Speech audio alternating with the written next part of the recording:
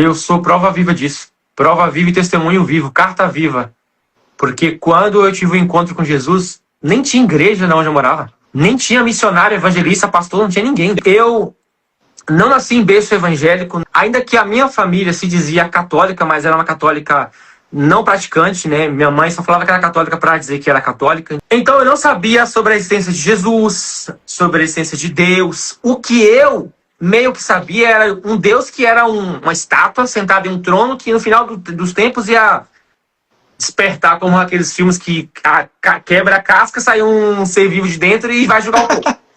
Era mais ou menos isso que eu me lembre que eu tinha de conhecimento de Deus. E eu vim de uma família extremamente pobre. Ainda que os meus avós, os pais da minha mãe, tinham uma vida classe média alta, a minha mãe, infelizmente, era a parte mais pobre dessa família. E aonde a gente morava, Wellington, não tinha escolas. Então, a minha mãe, ela sempre prezou muito pela educação dos filhos dela. Ainda que a gente fosse muito pobre, mas minha mãe educou muito bem a minha e aos meus irmãos. Fomos muito bem educados e assim, respeitosos com ela e com as pessoas. Então, graças a Deus, educação, a nossa mãe e nosso pai, mas a minha mãe, na verdade, deu muito bem pra gente. Então, como não tinha escola onde a gente morava, a minha mãe enviou eu e alguns irmãos pra cidade. Nesse tempo que eu me lembro, tinha uma irmã minha que era mais velha, uma das mais velhas, que já estava morando, né, na cidade. Eu fui morar exatamente com essa irmã para estudar. Isso foi dos meus 5, 6 para ter os 8, quase 8 anos. Fiquei uns 3 anos morando com ela na cidade estudando. E aí, completando 8 anos, abriu uma escola na roça, né? Quando eu falo roça aqui, gente, a área rural de onde a gente morava, né? Porque na Bahia interior a gente fala roça, né? Mas é área rural. E aí a minha mãe falou, olha, voltem pra roça, porque abriu a escola aqui agora. Então vocês vêm para estudar. Beleza, fomos pra roça. Voltamos eu, o Wesley, a Débora, fomos tudo pra roça. E aí comecei a estudar nessa escola, que inclusive foi o meu avô que cedeu uma parte das terras dele para construir. E aí eu ia de manhã, estudava, né? Na parte da manhã, né? E eu sempre tive muita fome pro conhecimento, Everton. Sempre gostei de estudar. Desde os meus 8 anos de idade, eu sempre tive esse conhecimento, essa noção de que eu era o contrário.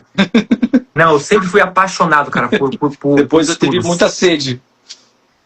E aí, eu cheguei pra essa professora que dava aula pra gente na época, né? Eu com meus quase 8 anos de idade, falei pra ela assim, olha, eu queria estudar mais. E a escola só funcionava em meio período, na parte da manhã. À tarde não tinha aula. E aí eu falei pra ela, você poderia me dar reforço à tarde? Olha só, uma criança de 8 anos. Porque eu sempre tive muita noção desde novo que a educação ela transforma. Então eu via aquela situação em casa, aquela miséria, aquela escassez, aquela pobreza. E aí eu falava, cara, eu vou estudar porque eu quero me crescer, me formar, fazer uma boa faculdade pra eu ajudar minha mãe, cara. Levantar dinheiro para tirar minha mãe dessa situação, dessa miséria. E aí eu falei com essa professora, né? Pra ela me dar reforço, ela topou. E aí eu comecei a fazer reforços à tarde. Eu ia de manhã, estudava, almoçava e voltava para a escola.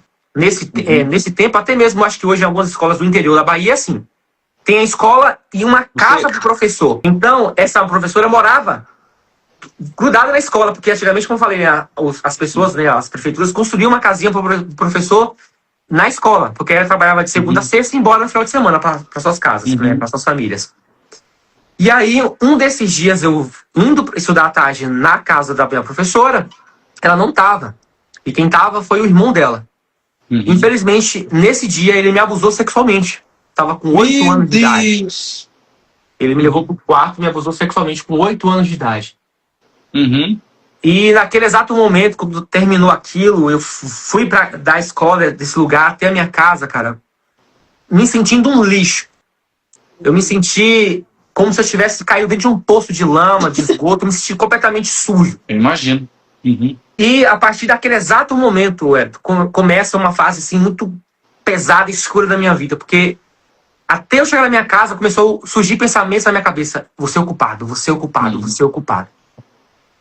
E esses pensamentos, essas ideologias de que a culpa do abuso sexual era minha, do que eu tinha sofrido, eu era o culpado, começou a surgir os pensamentos de que a miséria da minha casa, da minha família, era culpa minha.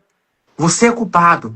E aí, eu comecei a ouvir vozes. Até então, eu comecei só a ouvir vozes. Dos 8 até os 10, era só vozes. Vozes, vozes. E aí, quando chegou aos 10 anos de idade, já com toda essa turbulência na mente, essa guerra, esse conflito, a minha mãe e meu pai teve uma discussão assim muito rápida em casa, coisa que eu nunca tinha visto eles terem. E aí, meu pai simplesmente foi embora de casa. Montou a malinha dele, uma bolsinha e ó, foi embora. Então, eu já estava me sentindo totalmente desprotegido desde os 8 anos de idade, porque eu tinha sido abusado. A pouca imagem que eu tinha de um pai não me protegeu, não me senti protegido, tinha medo de contar para os meus pais, principalmente meu pai, porque era um cara extremamente ogro, não era amoroso. Meu pai nunca disse para mim que me amou. Nunca disse que me amava, nunca me deu carinho, amor, afago. Nunca tive isso do meu pai. Nunca, nunca, nunca, nunca. E aí, quando eu vi essa imagem, ainda que rasa de paternidade indo embora, aquilo acabou comigo. E aí, cara, que começa a fase mais escura, mais tenebrosa. Até aquele momento que eu vivi foi quando não somente era voz, Satanás ele aparecia pra mim. E aí onde eu queria entrar. Eu quero que vocês prestem muita atenção no que o Jacques vai dizer. E não era pra ele estar aqui hoje, tá? Isso aqui que tá acontecendo aqui hoje é um milagre. Isso aqui é um milagre completamente do que Jesus fez na minha vida. E aí, quando cheguei aos 10 anos, aquelas vozes que eu achava você escutava mesmo assim? Escutava. Literalmente, só o pessoal entender. Não era na cabeça, não. Era a voz audível. Era a voz. Naquele tempo eu achava que era a minha mente falando comigo, né? Como se fosse uma outra boca aqui na minha mente falando comigo, mas era Satanás. Era Satanás. E aí eu conhecia aquela mente. Eu conhecia aquela voz. Foi quando ele começou a aparecer pra mim. E ele falava tão suave, Ele aparecia como? Aparecia no meu quarto. Eu vivia trancado no quarto. Como? Em que figura física? Ele aparecia como se fosse sabe aquelas túnicas pretas de filmes de Jesus Cristo, sabe? Quando ele aparece, sabe aquela figura de Cristo que ele aparece com o bebê no colo? Você assistiu esse filme? Que ele aparece, está Jesus levando chibatadas, ele tá como se fosse com o filho dele no colo rindo de Jesus, o filho rindo. Acho que sim. Mais ou menos aquela roupa. A pele pálida, não tem vida nele. É uma pele pálida. Mas o rosto, como era o rosto? Rosto pálido, o nariz, igual a Dani uma vez escreveu sobre um anjo. Assim, ó. Ele tinha um semblante bonito, não era feio, tá? Ainda que pálido, não era feio. Satanás não tem um semblante assim horroroso como muitos. Para alguns ele aparece assim, mas para mim ele apareceu de forma humanoide. Ele era bonito, mas pálido, não tinha cor nele.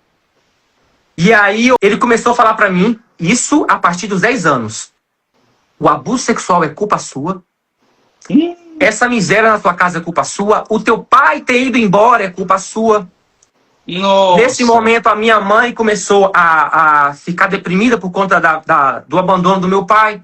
E aí ele falava, é culpa sua também, o abandono e a doença da sua mãe. E aí isso começou a me atormentar. Ele aparecia pra mim e falava isso. Só que aí ele começou a trazer uma falsa saída para todo esse sofrimento que eu estava tendo até então. Ele falava, mas se você se matar, eu tenho uma saída para você. Ele falava, eu tenho uma saída para você, eu consigo resolver tudo isso. Eu vou trazer seu pai de volta para casa, eu vou trazer a riqueza para tua família, eu vou curar tua mãe não vai ser mais depressiva. E todo esse sofrimento que você está sentindo, eu vou fazer desaparecer. E aí aquilo me trazia esperança, porque eu queria descobrir o que estava acontecendo e saber que solução era essa. E ele falava, se você tirar a sua vida, se você se matar, eu faço tudo isso. E ele falava isso todos os dias.